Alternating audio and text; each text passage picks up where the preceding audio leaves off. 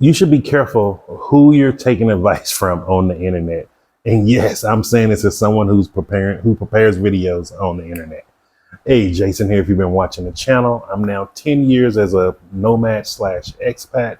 I am on my fourth country, third continent in Lusaka, Zambia, the southern region of Africa. And one of the things I've started doing on the channel is not only sharing with you mindset and things of that nature, but also some of the things I've learned to be an expat for this long. And most importantly, if you're thinking about becoming an expat, or if you're already one, why you should start looking into Zambia for all the opportunities that exist here, plus the ones that exist in the rest of this southern region of Africa. And so today, today I got to be very careful how I word certain things. I've been watching videos, and there's a lot of people on the internet, on YouTube, let me just say that, on YouTube, they're giving you professional advice, and they're tourists.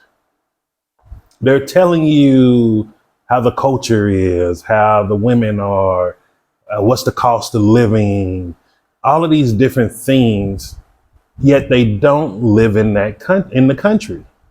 And it's kind of baffling to me because even with me, I've been in Lusaka, Zambia for a year now. I've been in the southern region of Africa 2.5 years. Come June will be 3 years for me that I've been in Africa.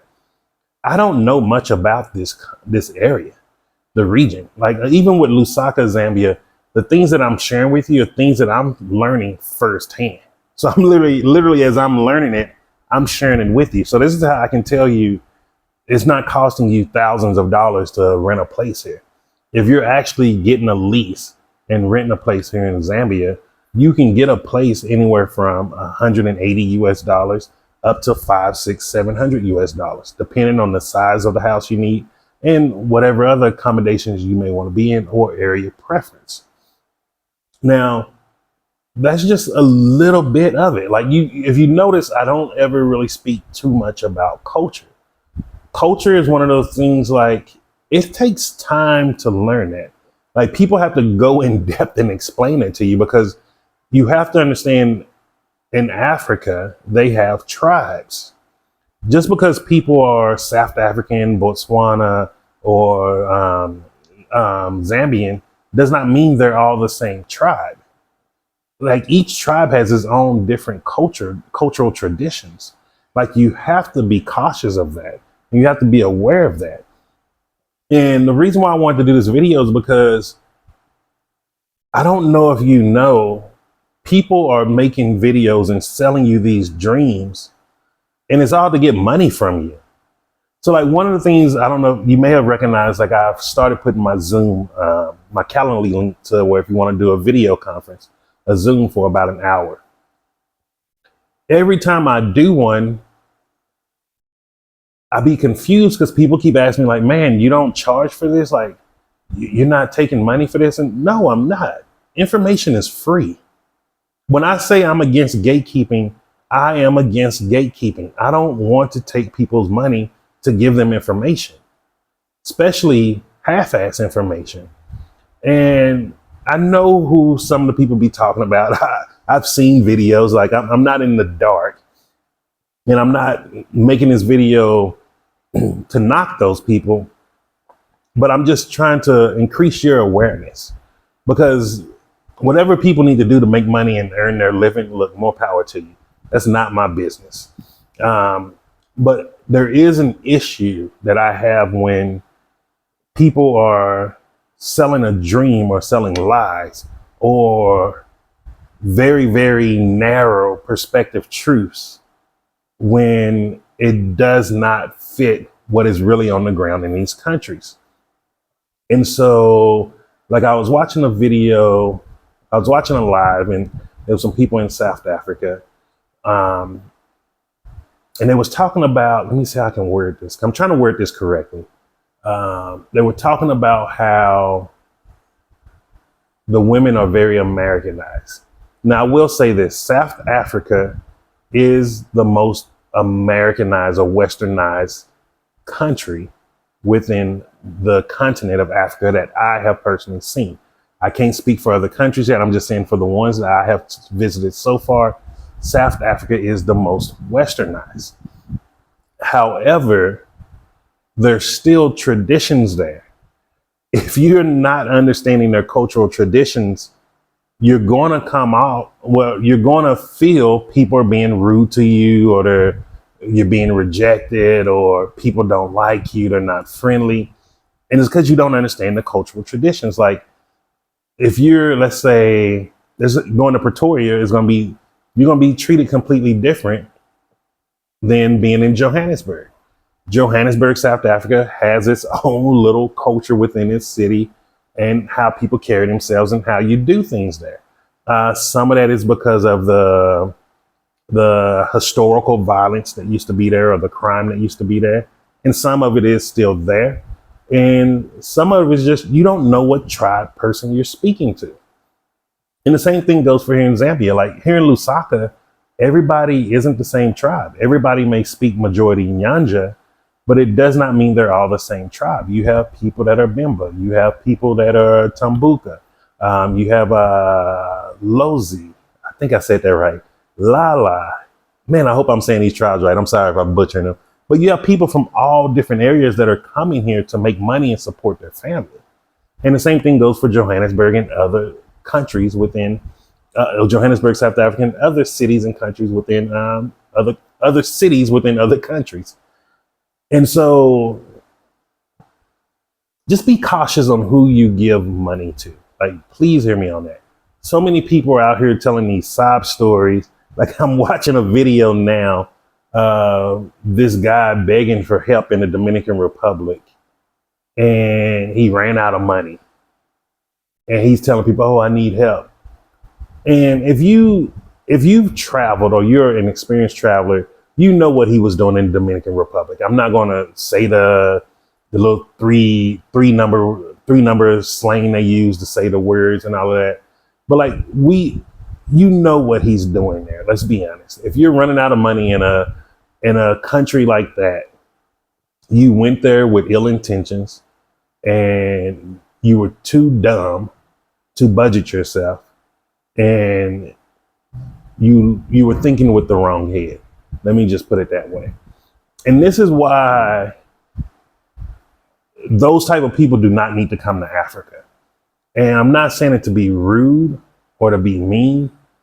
There's respect that has to be done here, man. Like this silly ideology that, oh, I'm American. Oh, I'm from the UK. People are just going to bow down to me. Women going to throw themselves at me because of my accent or because of my passport. That is just stupid. It's stupid. Like, if you've never been to this region of Africa, I'm telling you straight up, there's more money here than we can even imagine or dream of in the United States. Don't be thinking this silly stuff that the media is telling you that everybody's poor. It's not true. I'm telling you right now, there are people here with a lot of money. I see people here that make so much money, man, especially in South Africa. Like whenever I'm in Johannesburg, I am motivated. Like I get so caught in my business thoughts and thinking about things. That's how I was able to create my first 2,000 videos on YouTube so fast. Because when I was in South Africa, all I was around was seeing money. People driving supercars, people doing this, meeting, black doctors, lawyers, CEOs, meeting people that are just doing the thing out here making money, things that I couldn't even dream of growing up in the United States. Hell, I had to go to the military. And for me, when I see these people and I'm around these people going to the professional development seminars, it motivates me. Like, I'm not envious of it. I'm like, yo, thank you for showing me this is possible. And then you know what's funny about it? When you meet those people, they want to see you succeed too. However, if you're coming here with ill intentions, chasing women, thinking every woman is just going to open her legs to you because of your passport, you're going to make it very dangerous here for you. And I'm going to tell you, if that's the thought pattern that you're coming on, just do not come here. You need to understand, at the end of the day, the same way as Black culture in the United States, Black culture in Africa is the exact same. It's about respect. Like, and no one's going to tell me that black culture in the United States is not about respect. I grew up in Dallas, Texas. I have family in Oak Cliff, grew up in Redbird. It was about respect. If you didn't respect people, it was very dangerous for you. Even now, whenever I do go back, the few times I go back to the United States, I still go back to Oak Cliff and see my mom. I go to Redbird and go shopping. Like, I go to these places. I'll be going to South Dallas sometime to go get food. Like, I go to these places still. I still go to the state fair. I don't have a problem with that.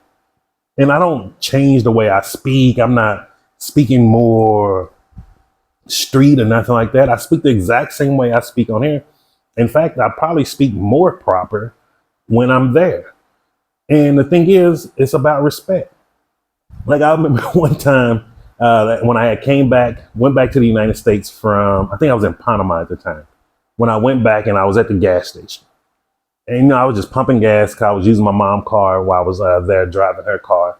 And some young kids, some young men, they were, you know, at the gas station in another car next to me on the other side of the pump.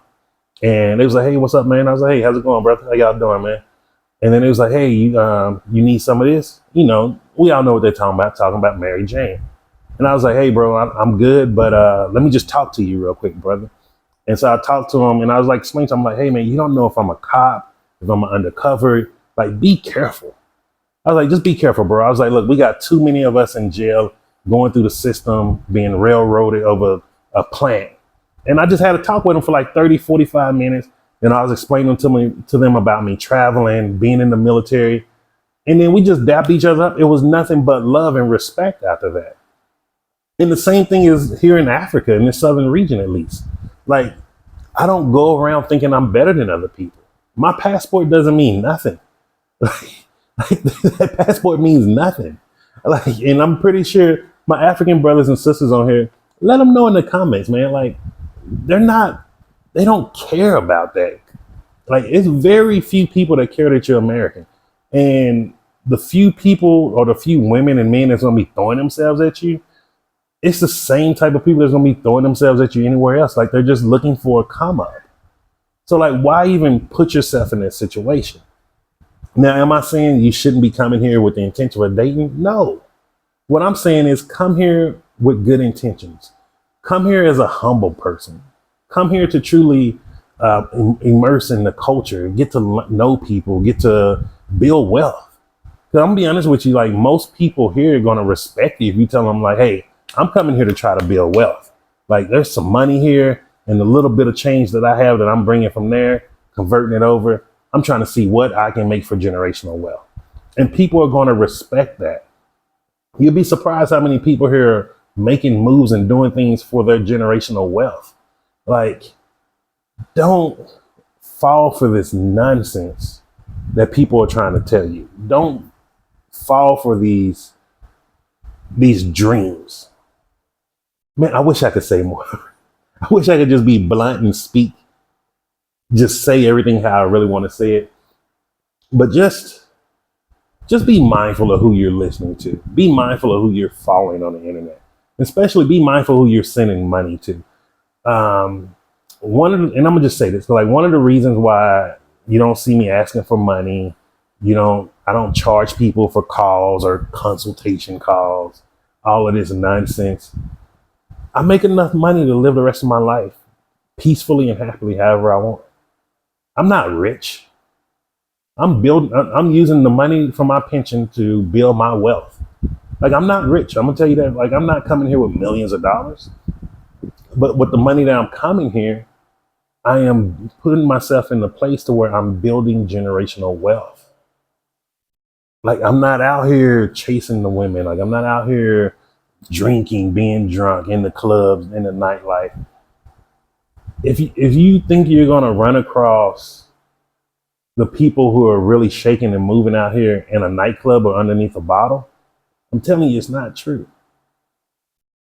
Business works during business hours. The beautiful thing that you have by coming to a new country as an expat is you're out of the rat race. You're out of the rat race. So instead of being out of the rat race to start looking for nefarious things to do, use that to seek out opportunities, to seek out the people that are also doing business at that business time. Like, I don't meet anybody after 1700 that is talking about business. That's just the truth. Even with the land that I'm purchasing and all of that stuff, I meet them in the mornings. I meet them during lunchtime. Like, you're not meeting people at night. I know this myth of Hollywood and the movies try to let you think that, oh, you can find this millionaire or billionaire in a nightclub that's going to give you the break. It's not happening. Those people are not out at those time of the hours. And the ones who do have money that are out those times of the hours, if you really start asking people within the countries, you'll start figuring out those aren't the people you might want to really be hanging around. And so really use a lot of judgment with who you decide to follow on the internet. I still say social media is one of the best business things that ever happened in the world. However, there's a lot of people that are willing to sell their moral code just for a few dollars. After selling myself, my physical body to the U.S. government to be in the military, I'm telling you straight up, I know my price, and social media, nothing is anywhere near the price of what I'm worth to be able to be selling a lie or selling you dreams or false hopes through the internet. Like, there's not enough money in the world for me to do that after being in the military. I really hate doing these type of videos because there's nothing fun about it. I don't even believe they're very helpful, because you would think a lot of this is common knowledge. But after some of the stuff I've been seeing these past few days and seeing how people are throwing money into this, it's scary. I'm gonna be honest with you, it's scary. As a black man, it scares me because I don't think a lot of people understand how fortunate we are to have this opportunity in this modern day to be able to come back to Africa. And if this opportunity is wasted, or if too many people come that are doing negative things, it's going to really not only hurt people in the diaspora, it's going to hurt Africans too. We're in a modern colonization, guys. Like, I'm just going to call it as it. We're in a modern colonization. Yes, I am me as an expat, but at the end of the day, it's colonization. I'm buying land. I'm wanting to create jobs. I'm wanting to create businesses. Like, I'm going to share this with you. And I don't even share a lot of stuff that I do. Like, even right now, I met someone who she makes reusable sanitary pads for women, and she sells them as a business. And so I asked her if she can make 100 for me so I can donate them to schools, donate them to some of the women's prisons out here, and also donate them to go back to Botswana with Nature Trends Travel, which is one of the best Black-owned travel businesses in Botswana, to donate to villages. Like last year while I was in Botswana, I had donated pay to donate some sanitary pads to young girls in villages, because it broke my heart when I was told that, some areas young girls are forced to use socks. And I feel like that if I'm here, if I can do something, let me just do whatever I can. And it's funny and I'm laughing because the people who know some of the things that I do from a charity standpoint, they always keep telling me, Jay, you need to talk about this. You need to quit being quiet. People need to know what you're really doing here. And now that I'm in Zambia and I met someone who's making them here, and the goal is each month to buy 100 sanitary pads from her, so it's not overwhelming her, because she still have a regular job too, and to just donate them out. But it's like, that's the opportunities we have to do here. Like, we can change people's lives. We can change villages. We can change Africa. So, like, please, I'm gonna just be, please don't come here if you just want to sit here and chase women, chasing nightclubs and partying and drinking. Don't come. Go to Colombia, go to Panama, go to the Dominican Republic, go to Thailand, go to Vietnam, go to Bangkok. Like, go to those places where they want that type of tourism. Go to the places where they want you to be a drunken stupor from 6 o'clock in the morning to, who knows what time you stumble back home. There's places for that. Africa's not it, man. It's not here in Africa. Africa has a lot of opportunities. There's a lot of potential for growth here. There's a lot of potential for generational wealth here. Don't come here with the wrong intentions, because you're an ambassador when you come here to these countries. And it's something that I learned in the military when I first was sent to South Korea. They told me, they was like, look, I think at the time when I shipped off, I was 18. And they was like, you're an ambassador. You need to carry yourself like that. You need to carry yourself with dignity, respect, because the things that you do that messes up the image is not only messing up your image, you're messing up the image of everyone that comes after you. And that has stuck with me to this day. That doesn't mean you can't go out and have fun. That doesn't mean you can't go on dates. But it do mean maybe you need to come here with more purpose and more intention than just trying to live a shitty lifestyle. And I hate saying that. I really hate saying that, but it's like, come on, man, we got to stop some of this stuff. We have to quit disrespecting Black women. We have to quit disrespecting ourselves as Black men. Like, I've always dreamed of, when I was a kid, of growing up during the Black Renaissance, when fathers was fathers, like men were businessmen. They were providers, protectors, like, and you have the opportunity to do that now here in Africa. So don't waste it, because people talk, and don't think just some things are done in one country that other parts of the continent don't know. People know each other. Even now, I've met people here in South Africa that has given me connections in Tanzania. I've met people, not South Africa, in Zambia has given me connections in Tanzania. I met people in South Africa that gave me connections to Ghana. I'm sorry. Man, I'm all over the countries now. But like, people know people, man. Like, don't think things are so isolated as you may seem. It just means the way your level of communication is to the point where people are not comfortable speaking to you, and they're not comfortable sharing things with you.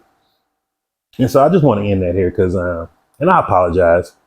I hate when I do these kind of somber videos, or these kind of not fun videos. Like, it's fun when I can share with you housing costs in different areas. It's fun when I can answer your questions, like comparing South Africa and Zambia.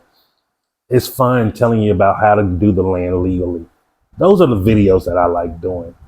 However, when I see a lot of this nonsense, I have to sometimes do these type of videos.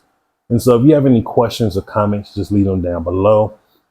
And if you're one of my African brothers and sisters, like let people know how great it is here. Let people know how good it is here. Like, I'm telling you, like, it ain't everything you see on TV about these starving children. It ain't this thing of disease. That is not the whole continent of Africa. Yes, it's in little parts. Yes, it's in certain areas. But guess what? It's in the United States too. They just don't call it starving children. They call them food deserts. That's it. Like, there's not much difference. If you go to the Pacific Northwest, which is one of my favorite parts of the United States, next to Sedona, Arizona, there's people living in the woods, people living in cars. Like, all of these people now that's even on YouTube that are living out of vans, living out of cars. They're not doing it because they really wanted to in the beginning. They embrace it now. But a lot of them did it because housing was getting too expensive. And a lot of people, if you're like me, you don't want a damn roommate. And so we need to check some of our arrogance and check some of our entitlement at the airport before we get on the airplane here. Just be a humble person, man. It's really great people here. And you have less chances of being ripped off or being in any danger the more humble you are and when you get around the right people. And so just remember that. And just remember this, I'm Jason, and success is simple once you know how.